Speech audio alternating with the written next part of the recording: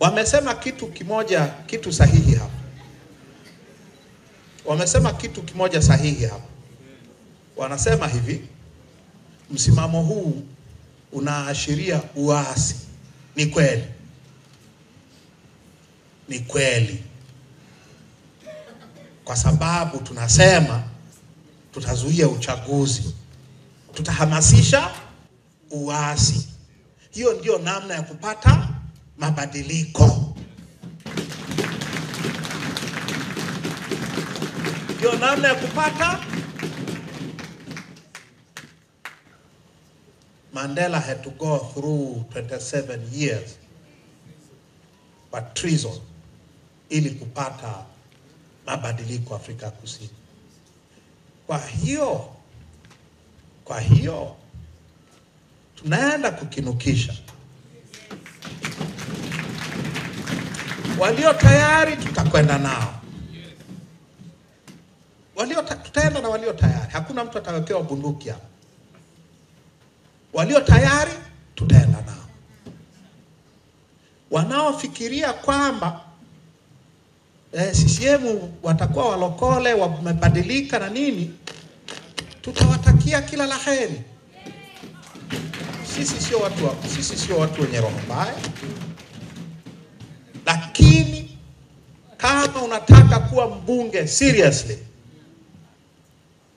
twende tukapigania mabadiliko. Tukipigania mabadiliko, ndugu zangu, kitu gani kitakachoharibika?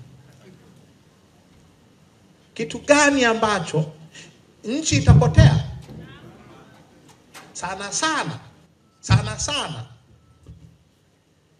Huu uchaguzi tutavuruga huu uchaguzi.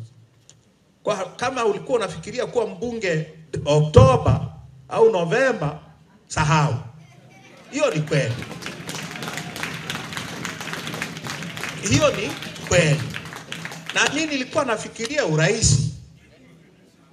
nafikiria uraisi. Nimtiania. Nimesahau.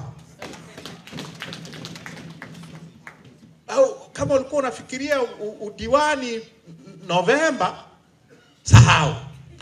Kwa sababu tunaenda kukinukisha vibaya sana.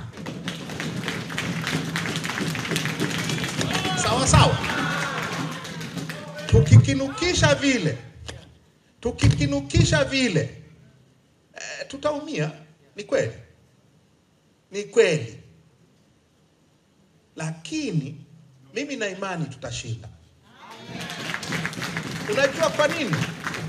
Unajua kwa nini? Tukikinukisha seriously, watafanya nini?